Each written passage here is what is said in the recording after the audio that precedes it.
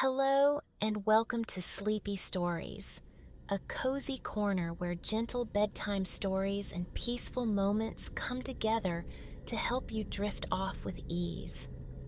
Tonight, we invite you to settle in for another comforting narrative, one crafted to help you unwind and find a sense of calm. But first, let's take a moment to prepare both body and mind for a soothing night's rest. Find a relaxed position, and with each slow inhale and gentle exhale, allow the day's cares to quietly slip away. It can be challenging to step away from the day's busyness, especially as bedtime nears. However, remember, the less we worry about falling asleep, the easier it is for our minds to release any lingering tension. Let the gentle rhythm of your breathing wash away any concerns and allow tonight's tale to guide you into a deeper state of relaxation. Now, settle in and let the tranquil atmosphere of sleepy stories surround you. Enjoy this story, and may your night be restful and restorative.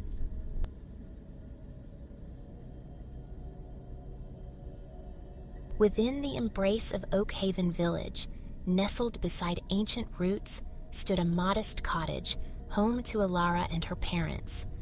The single room pulsed with quiet creativity. Alara, a sculptor of wood, coaxed life from gnarled olive branches gathered in the whispering grove nearby. Her mother, a magician with flour and fire, conjured loaves whose scent was village legend. Her father's hands, deft and patient, wove reeds into baskets of startling intricacy. Their collective artistry found its way to market stalls, bartered and sold in Oak Haven and its neighbors. Theirs was not a life draped in riches, yet abundance flowed in simpler forms. Contentment bloomed within the cottage walls, rooted deep in the soil of their small world. But Alara harbored a wonder, a secret held close for a month's turning. Deep within the olive grove, while seeking the perfect grain, she had stumbled upon an aperture veiled in enchantment, a cave brimming with incandescent treasure, guarded by a formidable djinn, Kadir. Because she coveted nothing, laid no claim to the hoard, Kadir had permitted her departure, even manifesting an olive branch of flawless form for her chisel. Since that day, Alara had revisited the threshold of that hidden world, though never again uttering the words that parted the stone. Instead, she left offerings upon the earth just outside, tokens for the solitary guardian. Perhaps, she mused, loneliness clung to him like dust in that glittering tomb. Once, a piece of her mother's sun-warm bread vanished with a soft sigh of air, of fleeting iridescence. Another time, one of her father's masterwork baskets dissolved similarly. Whoosh, shimmer, gone. Her next pilgrimage brought a carving, a small figure born from her hands. But awaiting her, placed carefully before the unseen door, was a gift in return: slippers. Fashioned from robust crimson leather, they bore exquisite embroidery in threads of pure gold. Their soles, thick and resilient, promised passage through harsh weather, yet possessed an elegance fit for Gallus, destined to draw envious eyes. She slipped them on, a perfect fit naturally. Crafted by a djinn after all. A smile touched Alara's lips, aimed towards the hidden entrance. She pictured Kadir observing, a silent presence behind the magical veil. "Thank you," she murmured to the air, placing her wooden figure upon the ground. Whoosh! Shimmer. It vanished, swallowed by the unseen. Weeks turned, consumed by the rhythm of market journeys. Ilara and her parents traversed the nearby villages, their wagon laden. At each stop, the small clay oven emerged, its fragrant promise of fresh bread drawing folk to their tent. Drawn by scent, they lingered, their eyes catching on Ilara's carvings, her father's baskets. Often, they left with bread and art both. Now, home again, their wares depleted. The season waned. Autumn breathed cool relief into the valley, the market clamor fading. Ilara welcomed the quietude, the lengthening hours dedicated to her craft, replenishing her stock for the summer sun's return. For this, she needed the olive grove's bounty. Dawn broke crystalline and bright, marred only by wisps of cloud. Slipping into her magnificent slippers, Ilara whistled for Zephyr, her loyal dog. Together, they ambled towards the ancient trees, a small pot of honey, procured from a distant market stall, tucked away as an offering for Kadir. They navigated the labyrinth of time-twisted trunks beneath dusty silver-green leaves. Silence reigned, profound and personal. Birds hopped, terrestrial foragers, while others perched, singing their territorial claims into the stillness. Approaching the familiar cleft in the rock, Ilara halted. Something was amiss. The cave mouth yawned open, where before magic words were the key, now only shadow beckoned. No barrier remained. Unease prickled her skin. Slowly, cautiously, she advanced, peering into the darkness. Silence answered her gaze. Worry for Kadir tightening her chest, she stepped inside. The previous visit had summoned spectral torches illuminating the passage. Now, darkness held sway, save for the faint light filtering from the entrance. It was enough. She traced the long tunnel towards the main chamber, the gloom gradually yielding as she neared the vast space. Looking up, she spied a small fissure in the ceiling, a slender shaft of daylight piercing the subterranean world. What that light revealed was emptiness, utter, echoing emptiness. Gone were the drifts of gold coin, some broad as her palm.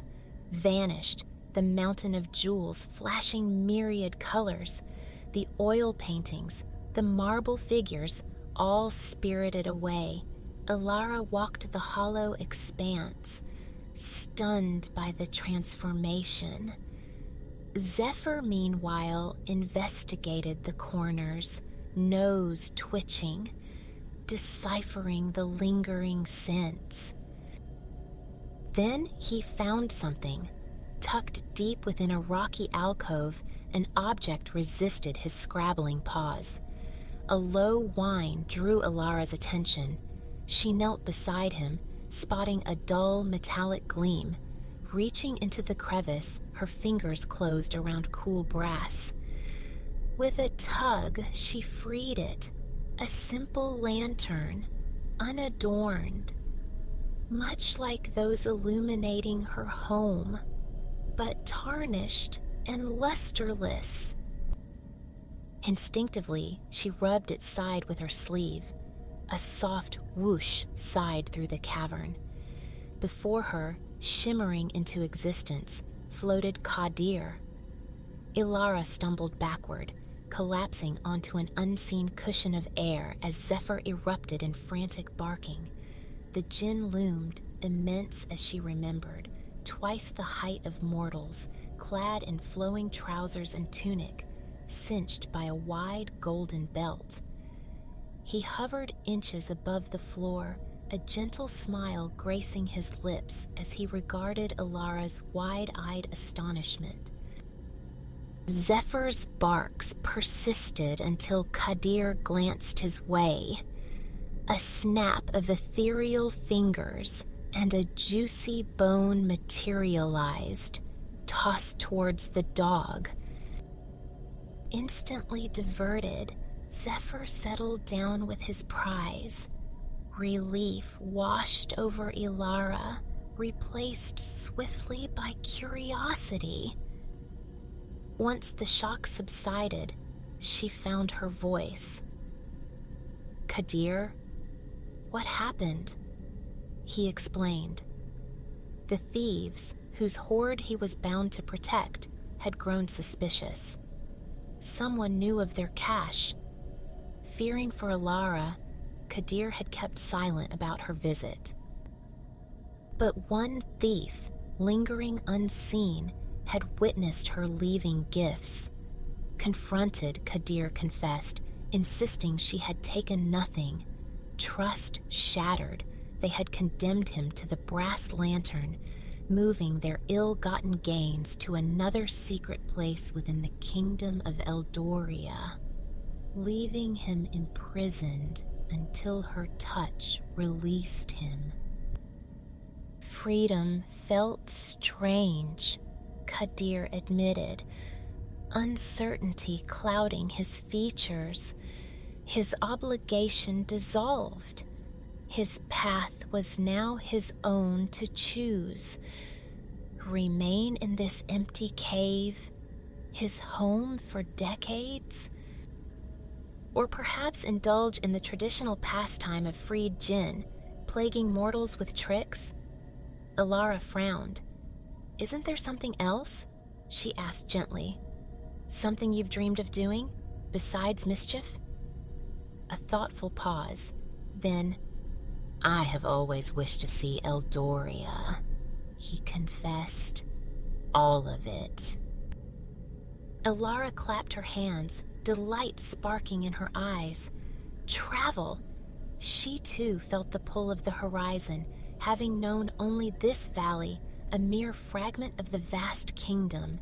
Tales she'd heard, mountains crowned with eternal snow, fertile plains stretching golden with wheat and barley, sun-drenched acres of orange trees, and Viridia, the capital, where King Armin reigned from his mighty stone citadel. Intrigued by her vibrant descriptions, Kadir posed a question. "Would you join me, Ilara?" Alas, her heart sank. "I cannot. My parents would worry if I did not return soon." Kadir grinned, a flash of ancient amusement in his eyes. He snapped his fingers. Upon the cave floor, a magnificent carpet unfurled, its intricate pattern seeming to writhe with latent energy. It wasn't on the floor, Ilara realized, but hovering a foot above it. "This," Kadir announced, "will carry us faster than thought to Eldoria's farthest corners. Far more comfortable than horseback, I assure you. We can see the entire kingdom in a single day." Hesitation lasted but a moment. The yearning to see her world, coupled with such an extraordinary offer, it was irresistible. She nodded, stepping onto the plush surface and settling cross-legged near the back. "Zephyr, come." The dog leaped up, curling into a contented ball on her lap. Kadir floated to the front. "To the mountains," he commanded the carpet, his voice resonating softly. With that, the carpet glided through the tunnel, out into the bright day, and ascended rapidly. Soon, they were soaring above the treetops, a silent, swift passage towards the distant peaks Ilara had only imagined. Initially, a thrill of fear tightened Ilara's stomach. Flight was an alien sensation, but the smooth motion soon soothed her nerves, allowing awe to take hold. Below, the ancient olive grove drifted past. Then Oakhaven, her own cottage, a tiny speck in the familiar landscape. Villages blurred beneath them, the valley unfolding and receding with astonishing speed. What would have taken days by horse vanished in mere moments. As the valley yielded to foothills, the carpet climbed, mirroring the rising terrain. The ground grew rugged, scarred by a narrow track etched for foot and hoof. Upward they soared, the air thinning, growing sharp with cold. Ilara shivered, clad only for the valley's warmth. Noticing, Kadir snapped his fingers again. Instantly, she was enveloped in a soft, thick woolen coat and hat, warmth seeping into her bones. Gratitude warmed her smile. "Thank you, Kadir." Soon, patches of old snow dappled the rocks below. Ahead, a village clung to the mountainside, smaller even than Oakhaven. Mud brick homes huddled together, insulated with bales of straw and grass, stacked against walls and piled on roofs. Insulation that doubled as fodder, Ilara saw, for the penned goats and sheep nearby. Thin tendrils of smoke curled from tiny stovepipes, testament to the fires warding off the mountain chill within. An air of midday quietude hung over the place. Everyone seemed indoors. Kadir guided the carpet to land discreetly just beyond the village edge. Another finger snap, and the carpet vanished. Simultaneously, Kadir shifted, his towering ethereal form condensing into that of a kindly, middle-aged man who walked upon the earth. His attire remained, loose trousers, tunic, the golden belt, but his presence no longer screamed otherworldly. They hadn't journeyed this far merely to observe village life. Ilara craved the wild beauty, the untamed essence of this place she'd only dreamed. With Zephyr trotting alongside, she and the disguised Kadir followed a path leading further uphill. They navigated around large boulders where hardy, stunted plants clung to crevices.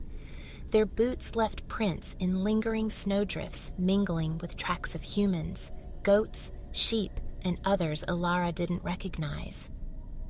"Lion," Kadir murmured, identifying the unfamiliar prints. A flicker of fear was quickly replaced by curiosity. Protected by Kadir, the prospect of seeing such a creature was thrilling. "Can we find it?" Eyes scanning the ground, they walked slowly, tracing the path of the great cat. When the tracks faded on rocky terrain, Zephyr took the lead, his sensitive nose unerringly guiding them onward.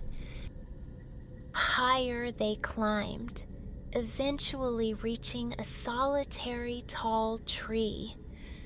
Zephyr sniffed intently at its base, then looked up, barking softly. There, nestled amongst the branches, sat a magnificent mountain lion. Its tawny coat was sleek and dense. The tips of its tail and tufted ears were shades darker, its eyes luminous gold. Clearly shy, it regarded the intruders warily, desiring only solitude. "Quiet, Zephyr," Ilara whispered. After a moment of silent admiration for the beautiful creature, the trio turned and retraced their steps.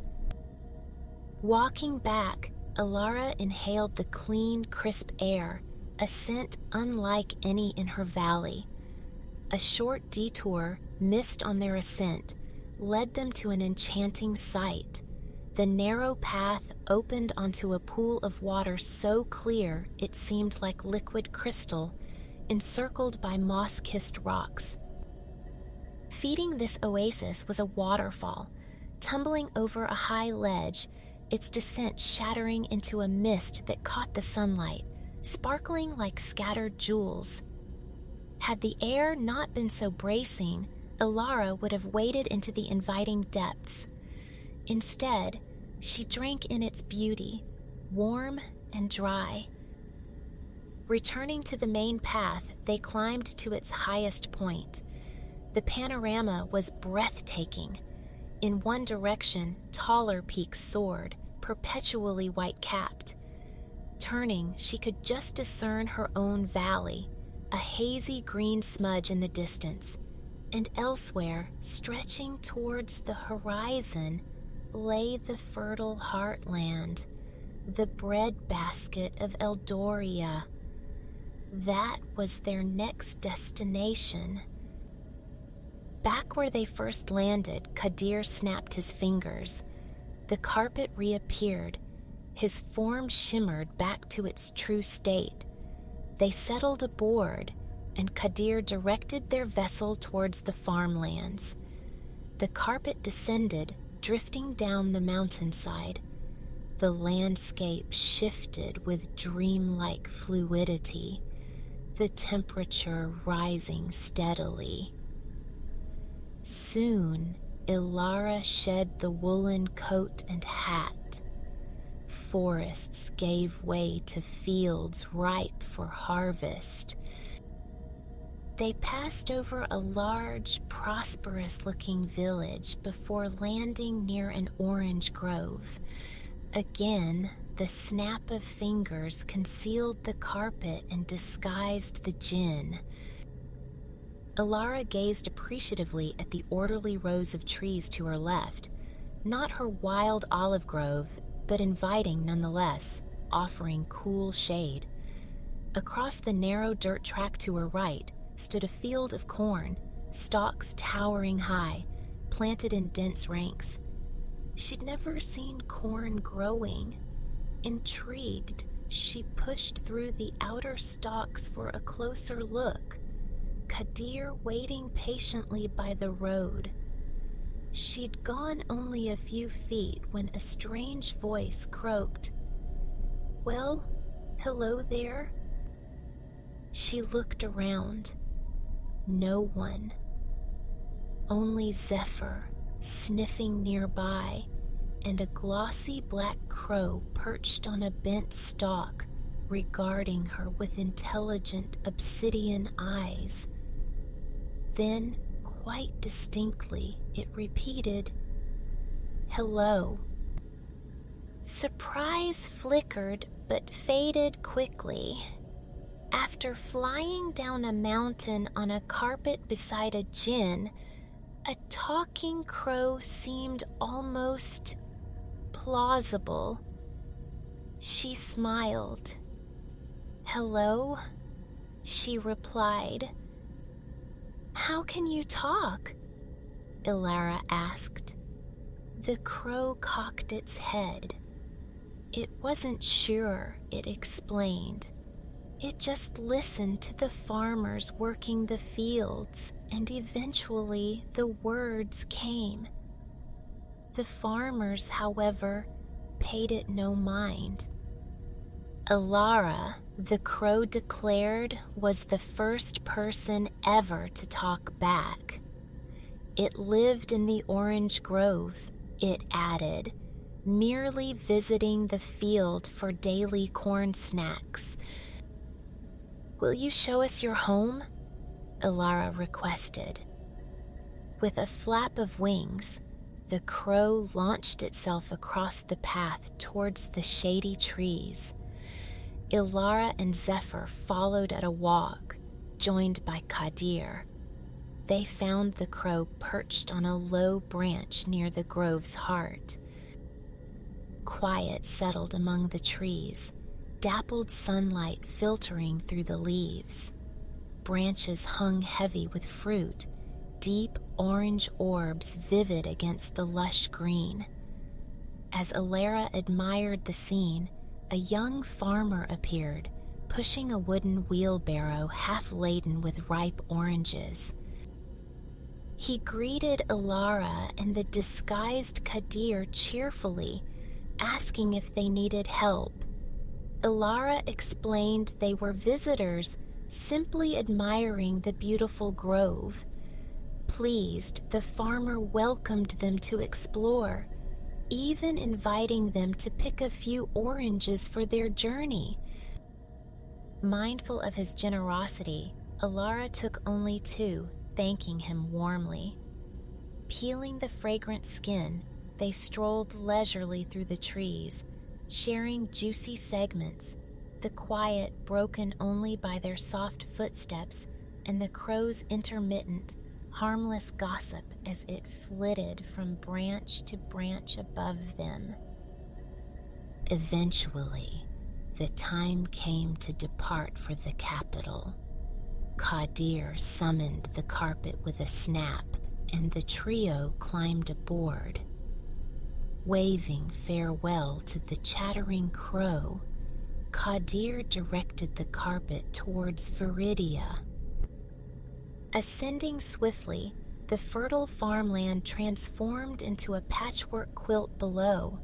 Soon, the rural landscape yielded to denser settlements, signaling their approach to Viridia's outskirts. Kadir guided the carpet to land in a small copse, near enough to the city gates for convenience, yet distant enough for discretion. Carpet concealed, Jinn disguised, the 3 travelers walked towards the capital. Market day pulsed through Viridia, amplifying its usual bustle. Shops and inns overflowed, the wide cobblestone streets thronged with makeshift stalls and simple wagons hawking everything imaginable: fruit, bread, candles, cloth. Smooth stones paved the thoroughfares, and sturdy cut-stone buildings lined the way, many adorned with cheerful window boxes splashing color against the gray. Though the market hummed with life, Ilara had seen its like before. Her gaze drifted upwards, towards the hill dominating the city, towards the castle. They navigated the crowded market square, heading uphill towards the residence of King Armin. The castle, too, was stone, but of a unique kind, quarried far to the south. Its granite possessed a striking green hue, setting it apart, a majestic emerald heart within the city. As they neared the imposing structure, an old man walking just ahead tripped on a loose cobble, stumbling heavily. Ilara rushed forward, offering her arm to help him rise. "Thank you, my dear." The man smiled, his eyes kind. He waved away her offer of continued support. "No need. My home is just here." He gestured towards the castle, from which guards were now emerging, hurrying towards them with concerned expressions. The old man, it transpired, was King Armin himself. He explained his habit of taking clandestine afternoon walks amongst his people, a way to gauge their mood and hear their concerns firsthand. Charmed by Ilara's quick assistance, the king invited her and her companions, the disguised Kadir and attentive Zephyr, inside for tea. Eagerly they accepted. Flanked by guards, they passed through the grand entrance into a vast reception hall. It was the largest room Ilara had ever witnessed, lined with chairs, the green stone floor softened by hand-woven carpets. At one end, raised on a dais, sat a single large throne, also carved from the distinctive green stone. But they didn't linger. King Armin turned right, leading them through an unassuming door, down a short corridor, and into a much smaller, cozier chamber. Plush chairs invited repose, tapestries adorned the walls, and a brass tray held tea things and cakes. Dismissing guards and servants alike, the king poured tea for his guests with the simple grace of a welcoming host. They talked easily of books, of art, of travel. They spoke of their journey, letting the king assume months spent on horseback, never revealing the truth of their swift passage. King Armin listened, impressed by their tales, particularly intrigued by Ilara's fond description of her distant valley and its ancient olive trees, a place so remote he had never visited. Soon, duty called. A guard discreetly reminded the king of an important meeting. The day was waning, and Ilara felt the pull of home. They took their leave of the gracious monarch, escorted back outside by a guard. The trio walked back towards the city gates through the market, now winding down. Vendors packed their wares while shoppers headed home or towards inns for their evening meal. Ilara, Zephyr, and Kadir reached their secluded copse. A final snap of Kadir's fingers brought the carpet shimmering back into existence. They climbed aboard one last time. Kadir directed the carpet towards the valley, setting a slower, more leisurely pace. As they floated serenely above Viridia's darkening silhouette, Ilara yawned, a great, contented stretch. She lay back, pulling Zephyr close against her side. Closing her eyes, she let the carpet's smooth, hypnotic motion lull her towards sleep. She breathed deeply, replaying the day's wonders. The snow-dusted peaks, the talking crow, the kind king, images drifting through her mind like clouds. It had been an extraordinary adventure, a tapestry of memories she would cherish forever. Zephyr sighed, snuggling closer. Wrapped in the magic of the journey, the two travelers quietly drifted off to sleep. Let the clamor recede. Invite imagination's quietude. Our scene unfurls upon a hushed artery within the vast pulsing heart of the metropolis, sometime after the sun has relinquished its hold. Street lamps exhale a warm amber breath onto the pavement. Here, amidst the urban sprawl, the faint, familiar thrum of crickets somehow persists beneath layers of distant traffic sighs and the murmur of lives moving along other thoroughfares, bound for late suppers, pre-theater anticipation, or simply the gentle cadence of an evening walk. Yet, this particular side street rests in near silence. An automobile whispers past intermittently, but mostly, the foot traffic has been sparse. Solitary figures walking dogs, others merging onto more vibrant avenues. Before you looms a monolith of glass and steel, its facade drinking the deepening indigo of the sky. Clouds drift overhead, catching the city's scattered luminescence, painted thereby in washes of pearl, ochre, rose, and, in pockets, an electric blue. A brief turn offers a panorama. The city, an intricate tapestry woven from horizon to horizon. Pinpricks of light ignite and extinguish, offices emptying, homes welcoming, visits commencing. Night shifts stir to life. Distant skyscraper constellations see new stars flicker on as others fade. Such relentless vitality, you muse, courses through this place, an invigorating energy, knowing countless unseen narratives unfold concurrently with your own. Though acquainted with few souls here, a profound, invisible tether seems to bind you to all sharing this urban chapter, however remotely. With a quiet exhalation of contentment, you pivot back towards the structure. Its sheer glass skin mirrors the cityscape and the ethereal ballet of clouds above. No signage declares its purpose, only a stark number etched near the entrance. You'd stumbled upon the address quite by chance, printed on a flyer clinging precariously to a lamppost, its tearaway slips dangling beneath an alluring name, the Ethereum Spa.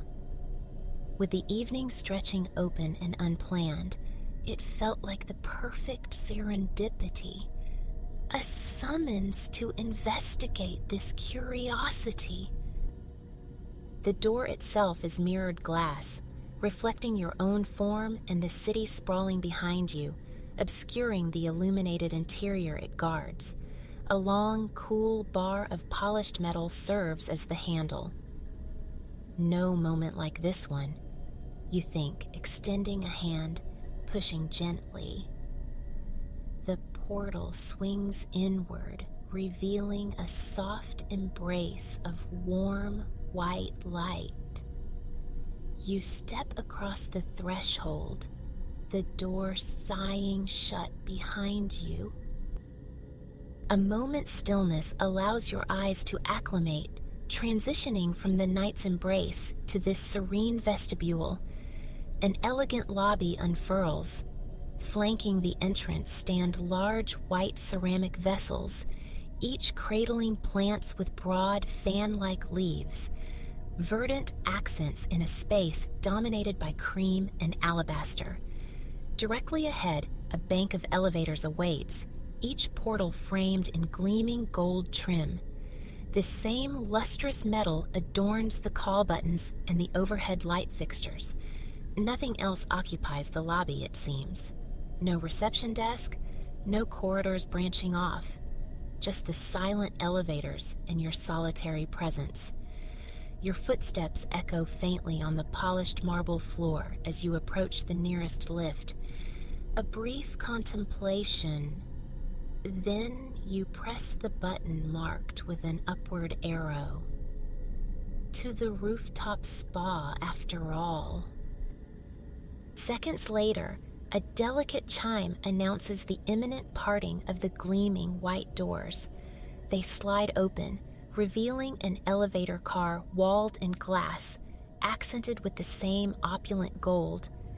Every surface gleams, impeccably polished. Stepping inside, you turn to the control panel. At the apex, a button bears the simple letter A. Beside it, elegant script confirms Ethereum Spa. You press it softly. The same crystalline chime sounds before the doors seal you within. With barely a whisper, the glass capsule commences its ascent. As it glides upward at a leisurely pace, the building's design reveals its genius. The transparent enclosure offers an uninterrupted vista through the structure's own glass skin. Mesmerized, you watch the city unfurl beneath you, its lights a glittering carpet stretching to the horizon. So long past sunset now, only the faintest ember of day remains in the far distance, a deep, bruised orange bleeding into the encroaching velvet black. Gazing higher, past the spires and towers, beyond apartments, shops, glowing billboards and office blocks, you see a night sky pricked with distant stars. A few elongated clouds drift languidly, mirroring the city's glow as they pass. The spectacle is breathtaking. With each floor ascended, the city yields more of its intricate detail only to shrink in scale. taxis and cars become multi-hued specks crawling far below. Traffic signals and illuminated signs transform into fairy lights, tiny enough to adorn a window pane back home. You float upward, as if destined for an astral rendezvous, until the elevator slows to a gentle halt. The delicate chime resonates once more. This time, the opening doors reveal an elegant waiting area. Large, leafy plants, kin to those downstairs, grace each corner, their presence softened by hanging vines trailing down the walls behind them. To one side sits a check-in desk, its front emblazoned in gold with the same fanciful script, the Ethereum Spa.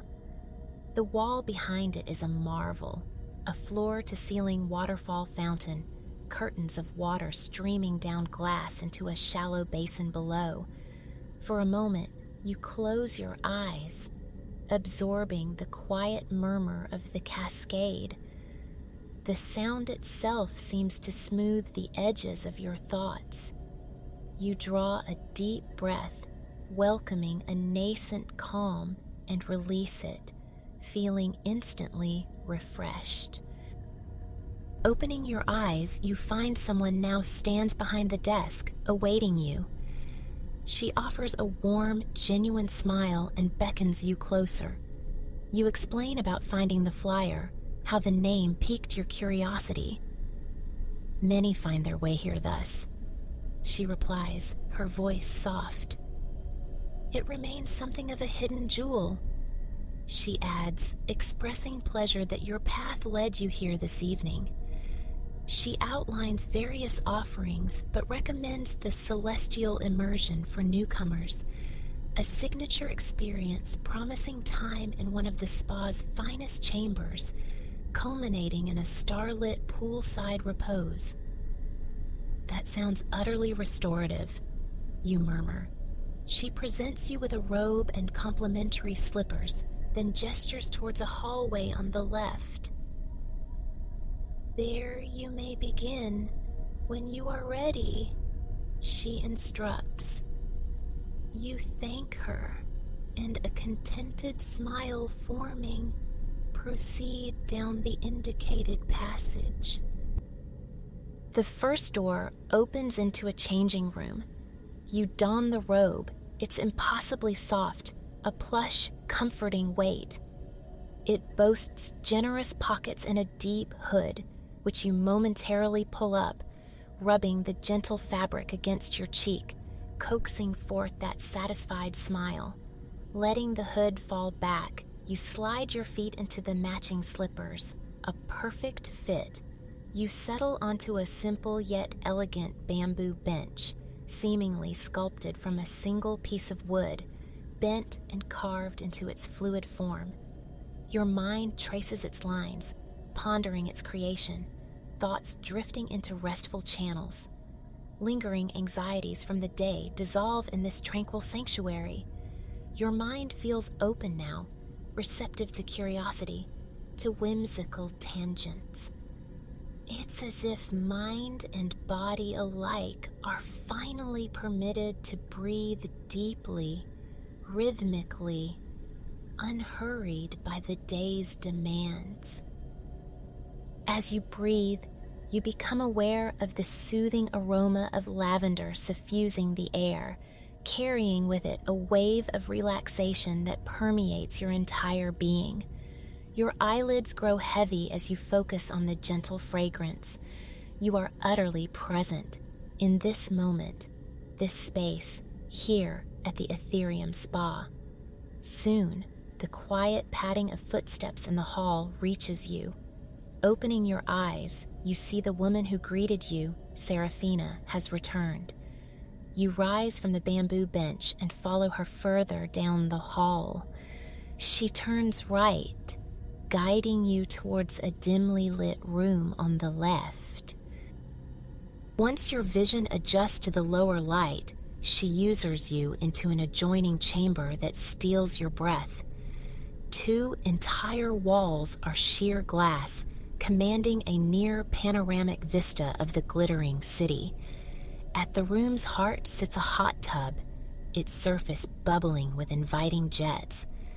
The water is scented with lavender, the fragrance carried aloft on tendrils of steam. A narrow bamboo path leads from the doorway to the tub's edge, but the room's most arresting feature is the constellation of candles. Hundreds of white pillar candles adorn the floor, their flames flickering, dancing, reflected in the glass walls, mirroring the urban lights beyond. Looking upward, you discover the ceiling is mirrored glass, creating a breathtaking illusion of countless stars twinkling overhead with every candle's pulse. For as long as you wish, this space is yours, Serafina murmurs. You gaze, awestruck, at the candlelit tableau, thanking her before she quietly withdraws. You tread the bamboo path, flanked by rows upon rows of glimmering flames. The way each flicker moves with its own unique rhythm reminds you of fireflies signaling in the summer dark.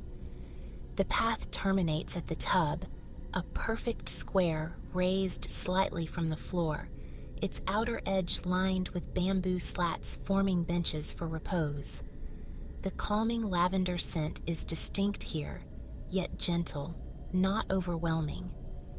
Closing your eyes, you could almost imagine standing amidst lavender fields, swaying in a warm breeze. But the steam's soft kiss and the gentle burble of the jets soon draw you back from reverie to the present immersion. You inhale deeply, noting how the fragrant air enters, then exhale, sensing the aroma's complexity mingling with the warm vapor. Now you are ready. You pause momentarily on the bamboo bench before slowly dipping your feet into the water. Warmth radiates instantly through your body as the effervescent water touches your soles. Unwilling to rush, you let your feet dangle, feeling the bubbles surge and churn beneath your toes. Then, calmly, you lower them further, soles, toes, heels, submerging up to your ankles. Shifting your weight on the bench, the water climbs to your shins, your calves. Finally, the moment arrives. You ease yourself completely into the tub, surrendering to the clear, lavender-infused water as it envelops and supports you. After a few moments adjusting, you position yourself so the jets gently knead your lower back and shoulder blades. With each pulse of warmth and bubbles, you feel muscles unknotting, tension dissolving. Settled, you gaze through the glass at the city below. Skyscrapers preside over apartment blocks, which in turn dwarf parks filled with trees rendered silver by moonlight. Vehicle lights stream white and red, weaving intricate patterns across the busy streets. High above, the city's own light paints the sky, yet a magnificent array of stars still pierces the luminous haze, peeking from behind nomadic clouds drifting across the night. For a timeless interval, you lose yourself in the profound tranquility of this moment. You're unsure how long you linger in the bubbling warmth, watching the city sparkle, but eventually, a desire for coolness arises, a different texture to conclude this restorative evening. You emerge from the hot tub, wrapping the soft robe around you, sinking into its comforting embrace. Soon, Serafina reappears. The final experience awaits outside, she says, her smile hinting at further wonders. The thought is intriguing, anticipation stirs. She leads you from the candlelit haven down another corridor. At its end, she pushes a long metal bar, opening a glass door. You follow her out onto the rooftop. A light breeze greets you here, making you appreciate the warm, snug robe and slippers. It's not cold, though. The air feels crisp, perfect for a night like this. Serafina continues past wicker armchairs plump with cushions, past more potted plants in their white ceramic homes, past a pair of day beds designed for languid afternoons. She stops before the most breathtaking swimming pool you have ever witnessed, an infinity pool, its edge seemingly dissolving into the night, giving swimmers the illusion of floating right at the building's precipice. And from this vantage point, the view of the city is unparalleled, the best yet. Again, you are welcome to enjoy it for as long as you desire, she tells you before turning back towards the interior. You offer your thanks for her gracious hospitality, then turn back to the pool. It glows in arresting turquoise blue, soft lights shimmering beneath the water's surface. Tentatively, you dip a toe in, heated. No need to worry about a chill up here. You take your time entering, descending shallow steps into a waiting area. At the bottom, the water reaches only your waist. You move towards the deeper expanse until buoyancy takes over. Bringing your legs up, you execute a few lazy kicks, then lean back, floating, eyes turned skyward. The celestial sphere is densely populated with stars tonight. Counting them would be an impossible, delightful task, even if you floated here for hours. Instead, you trace familiar constellations, watching clouds drift like silken scarves across their patterns on the gentle breeze. The warm water cradles you like a liquid blanket as you drift aimlessly, surrendering to the pool's subtle current. Your focus narrows to the sensation of water lapping against your back, the familiar clean scent of the pool mingling with steam rising into the night air. You attune to the stars and the clouds, the air temperature, the myriad sensations playing across your skin. In this suspended moment, gratitude washes over you for the pool's embrace, the sky's immensity, the city's vibrant beauty. Silently, you offer words of kindness to yourself. It was your choice, after all, that brought you here, the decision to embrace the unknown tonight. The power of small choices can be easily overlooked, but tonight, you feel thankful for them, for the path they forged to this place of profound calm and centering. This gratitude fills your mind, expands into peace. Your heart feels open, receptive again, sensing that invisible connection to every other soul animating the city below. This place, this experience, is now woven into the fabric of your journey, as are all the lives pulsing through the night. Finding your balance, you sit up, paddling gently towards the far edge of the infinity pool. Here, you rest your head on your folded arms, gazing out at the cityscape and the star-strewn heavens. You are welcome to remain for as long as you wish, to return home only when sleep beckons. But for now, you will savor the tranquil vista, the sensation of warm water holding you. You are utterly, completely at peace. Here, at the Ethereum Spa,